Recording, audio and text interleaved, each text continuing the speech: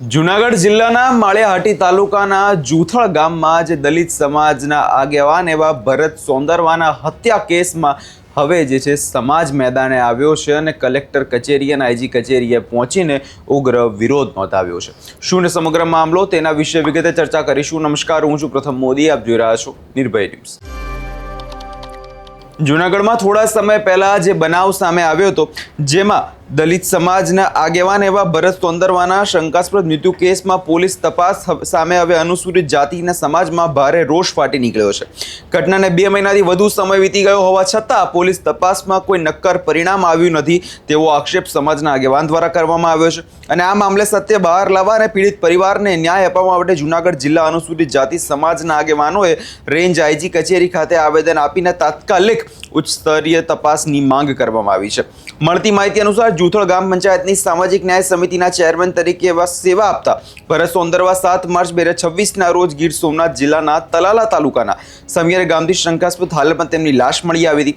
આ મામલે તલાલા પોલીસ મથકે કલમો નોંધીને ગુનો તપાસ કરવાની પણ હાથ ધરી, પરંતુ ઘટનાના 2 મહિના અને 8 દિવસ જેટલો સમય થઈ હોવા છતાં પોલીસ હત્યાના ચોક્કસ કારણો અને સંજોગો અથવા આરોપીઓ સુધી પહોંચી શકી નથી, જેવો આક્ષેપ સમાજના આગેવાનો દ્વારા કરવામાં આવ્યો છે।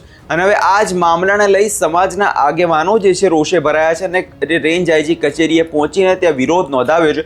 સૌ પહેલાં એ દ્રશ્યો પર નજર કરી લઈએ અને તે બાદ સાંભળીએ કે સમાજના આગેવાનોનું આ વિષયમાં શું કહેવું છે।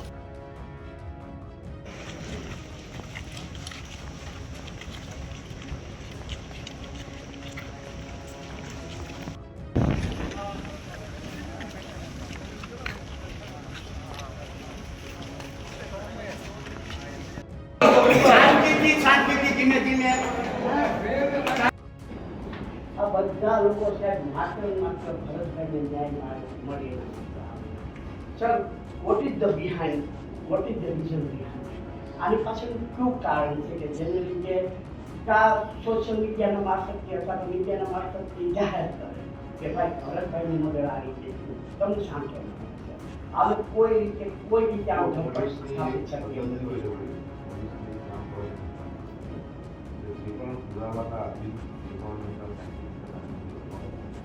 करता हो आपने जो शंका पर रजूआत बराबर આવી શંકા છે, હું એ આધારે પોલીસને સૂચના આપી શકું।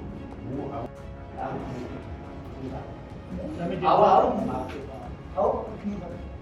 રાહુલ આવી જશે, આવો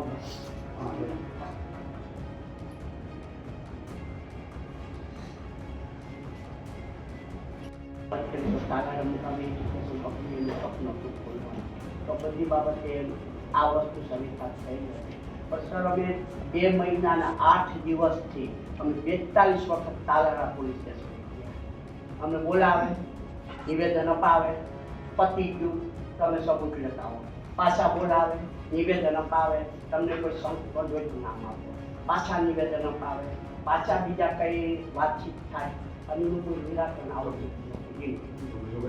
હા સર, એમના પપ્પા આયા જે બેઠા છે એમના પપ્પા એ પોતે આમાં એટલા બધા મારવાનું કોઈ વસ્તુ આવે નથી, કોઈ પણ પાર્ટ નથી। અનુસૂચિત જાતિ સમાજના લોકો પર અત્યાચારો દિન પ્રતિદિન વધતા જાય છે। પરમ દિવસે ભારદ્વાજ સરનું કલેક્ટર સાહેબને મળીને આવ્યા, અમરેલીનો યુવાન રહે છે, એમને જમવા જેવી નથી બાબતમાં મારી નાખી 300 બેની કલમની હાલની પરિસ્થિતિમાં સર અમારા બધાનું અસ્તિત્વ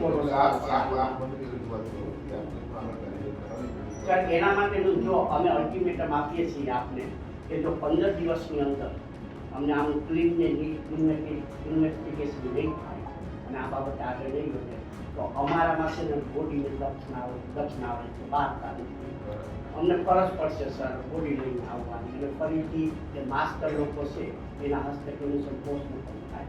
અત્યારે જે એફએસએલ રિપોર્ટ આવ્યો એમાં અમને જરાય વિશ્વાસ નથી કે જૂનાગઢ જે એફએસએલ રિપોર્ટ જે કરાવવામાં આવ્યો જામનગરના નિષ્ણાત વ્યક્તિઓ દ્વારા છે એનો એફએસએલ રિપોર્ટ કરવામાં આવે અને ફરીથી એનું મોટું રીઝન છે એ સાબિત થાય। ઓકે, આપનું નામ? જય ભીમ નમો બુદ્ધાય, વિક્રમ બોધ।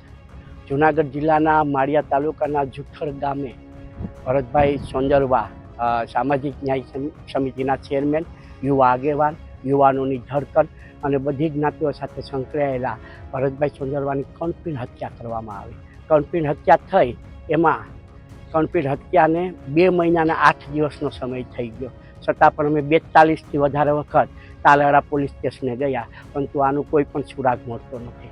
જો આનો સુરાગ મળશે નહીં, અમે આજે માન્ય કલેક્ટર સાહેબને આવેદનપત્ર આપ્યું છે અને સાથે સાથે એસપી સાહેબને પણ ફોરવર્ડિંગ કરેલું છે આવેદનપત્ર. કર્ણપીર હત્યાનો સુરાગ નહીં મળે તો અમને છે કે અમારામાં બોડી છે એ દફનાવવામાં આવે છે, બારતા નથી. એટલે અમને ફરજ પડશે રસ્તા ઉપર આવવાની, અને આ અમારે અલ્ટિમેટમ એટલા માટે આપવું પડે છે કે ભરતભાઈ સોંદરવાના અત્યારે પપ્પા પણ હાજર છે, એમના ભાઈ પણ હાજર છે, અને આ જેટલો વર્ગ આવ્યો છે એના કરતાં વધારે 1500 વ્યક્તિઓ હજુ આવ્યા નથી. એમને ના પાડેલો કલેક્ટર સાહેબના પ્રોટોકોલને ધ્યાનમાં રાખીને.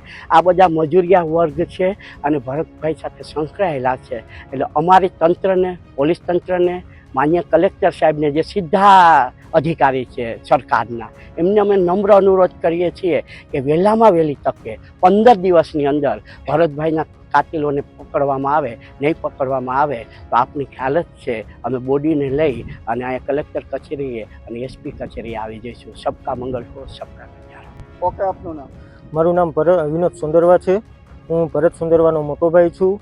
આજની તારીખમાં 7/3/2026ના રોજ મારા નાના ભાઈનું મૃત્યુ થયું હતું રમરેચી ગામમાં. પણ અત્યાર સુધી અમે પોલીસ સ્ટેશને, તાલાળા પોલીસ સ્ટેશને ગયા હતા. 42 દિવસ સુધી અમે ફરીએ છીએ, તો એ લોકોએ કંઈ એવો આન્સર નથી દીધો.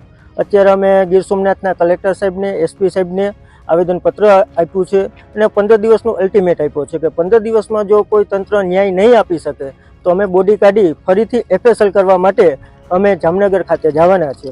ક્યાંક ને ક્યાંક FSLમાં રાજકારણના અભાવને કારણે કે FSLના છેડા થયા છે કે અત્યાર સુધી અમે પોલીસ સ્ટેશને આપણે PI સાહેબ પાસે FSL માંગ્યો છે તો એ લોકોએ FSL મને આપ્યો નથી. મેં પોતે ફરિયાદી છું, મેં RTI કરી છે, તો RTIનો મને કંઈ જવાબ આપ્યો નથી. એટલે જે રીતે અહીંયા તમે સમાજના આગેવાનોને સાંભળ્યા ને તેમના દ્વારા વાત એવી હવે કહેવામાં આવી રહી છે કે હવે ફરી રીપોસ્ટમોર્ટમ કરવામાં આવે, ફરીવાર હવે વિડીયોગ્રાફી દ્વારા આ પોસ્ટમોર્ટમ કરવામાં આવે, જેનાથી મોતનું સાચું કારણ જે છે જાણી શકાય. શા માટે હજુ સુધી આ મામલે કોઈ પણ પોલીસ દ્વારા કાર્યવાહી કરવામાં આવી નથી? આમ તો પોલીસ SITની રચના કરી દેતી હોય છે કે કોઈ બી આવો ગંભીર કેસ હોય તો શા માટે આ કેસમાં SITની રચના કરવામાં આવી નથી, જેવા સવાલો હવે દલિત સમાજના આગેવાનો દ્વારા પણ પૂછવામાં આવ્યા છે. હવે આ તમામ બાબતને લઈ હવે સમાજના આગેવાનો હવે એકજૂટ થઈ ગયા છે અને કહી દીધું છે કે થોડાક સમયમાં જો આ કેસમાં હવે અમને ન્યાય નહીં મળે તો આગળના સમયમાં હવે અમે આંદોલન કરવા ઉતરીશું જેવી ચીમકી પણ આપી દેવામાં આવી છે. હવે આ તમામ બાબતો લઈ નજર એ રહેશે કે આગળના સમયમાં થાય છે શું. આ વિષયમાં તમારો શું અભિપ્રાય છે અમને કમેન્ટ કરી ચોક્કસથી જણાવજો અને અમારી ચેનલ નિર્ભય ન્યૂઝને લાઇક, શેર અને સબસ્ક્રાઇબ કરવાનું ભૂલશો નહીં.